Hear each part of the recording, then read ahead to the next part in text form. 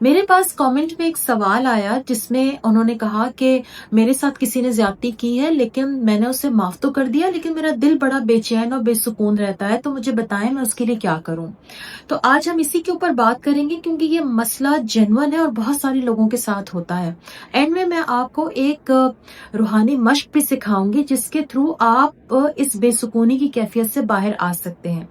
دیکھیں، معافی جو ہے نا وہ عقل سے ہوتی ہے، لیکن دل چونکہ جذبات کا گڑھ ہے تو وہ اس چیز کو پروسیس کرنے میں ٹائم لیتا ہے۔ تو جب بھی آپ معاف کرنے کے باوجود بھی اپنے دل میں بے سکونی، بے قراری محسوس کریں تو اپنے آپ کو سمجھائیں اور اپنے آپ سے سیلف ٹاک کرتے ہوئے یہ کہیں کہ میں نے معاف تو کر دیا ہے لیکن میرا دل آہستہ آہستہ اس چیز کو پروسیس کر رہا ہے اور میں اس چیز سے آہستہ آہستہ باہر آ جاؤں گا، میں آہستہ آہستہ ہیلنگ کے پروسیس سے گزر رہا ہوں۔ آپ نے یہ سینٹینس اپنے آپ سے بار بار ریپیٹ کرنا ہے۔ دوسری بات یہ ہے کہ کبھی کبھی ایسا ہوتا ہے کہ ہم معاف تو کر دیتے ہیں لیکن ہمارے دل میں نا محبت اور جو غصے کے جذبات ہیں ہم اس کو سپریس کر دیتے ہیں۔ سپریس کرنے کی صورت میں آپ کے دل پر ایک بوجھ آتا ہے اور اس بوجھ کی وجہ سے آپ اپنا دل بے سکون محسوس کرتے ہیں۔ تو آپ نے اس کے لیے کرنا یہ ہے کہ سب سے پہلے تو آپ ایک نوٹ بک لیں، ایک ڈائری لیں اور اس میں سکون سے بیٹھ کے وہ سارا واقعہ جو آپ کے ساتھ پیش آیا تھا آپ اس کو ڈیٹیل سے لکھ ڈالیں ایک دفعہ، اور ڈیٹیل سے لکھنے کے بعد آپ چاہیں تو اس کو پھاڑ کے پھینک دیں، یا کم از کم لکھنے سے یہ ہوگا کہ آپ کا کتھارسس ہوگا، آپ کے دل کی بھڑاس نکل جائے گی۔ یا پھر آپ اپنے کسی دوست سے بات کر سکتے ہیں جو کہ سمجھدار ہو، جو کہ جینون دوست ہو آپ کا، جو آپ کو جج نہ کرے اور آپ کو کوئی غلط مشورہ نہ دے، کیونکہ بعض اوقات ہم ہر ایک سے اپنی ہر بات کر دیتے ہیں اور اس طرح ہم جب غلط لوگوں کے ہاتھ لگ جاتے ہیں تو ہمیں اس کا بہت زبردست نقصان اٹھانا پڑتا ہے۔ یا پھر آپ کسی تھراپسٹ کے پاس جائیں اور جب آپ اپنے جذبات کا اظہار کریں گے تو آپ کو ان کو پروسیس کرنے میں آسانی ہوگی، یعنی تھراپسٹ آپ کو اس پروسیس میں ہیلپ کرے گا۔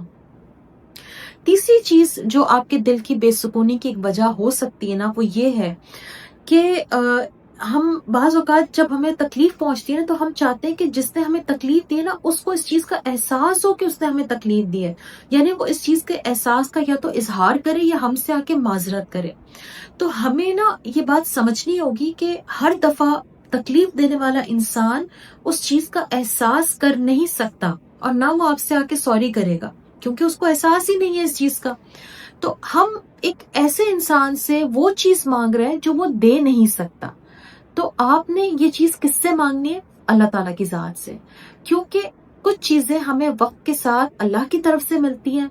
یا پھر ہمارے اپنے اندر سے وہ احساسات خود بخود ڈیولپ ہوتے ہیں، یا وقت کے ساتھ ساتھ ہم ان احساسات کو پروسیس کرتے ہوئے اس غم سے باہر آ جاتے ہیں۔ تو پھر وہی بات آ گئی کہ ہم نے اپنے آپ کو ٹائم دینا ہے۔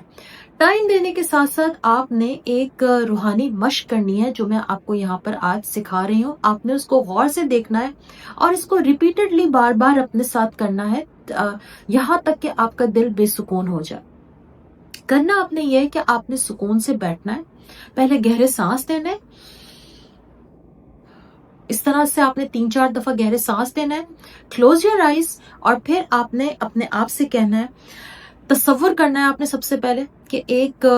نرم سی روشنی ہے، یعنی ایک ہیلنگ لائٹ ہے جو آہستہ آہستہ آپ کے دل میں اتر رہی ہے اور آپ کے دل کو نہایت پرسکون کر رہی ہے۔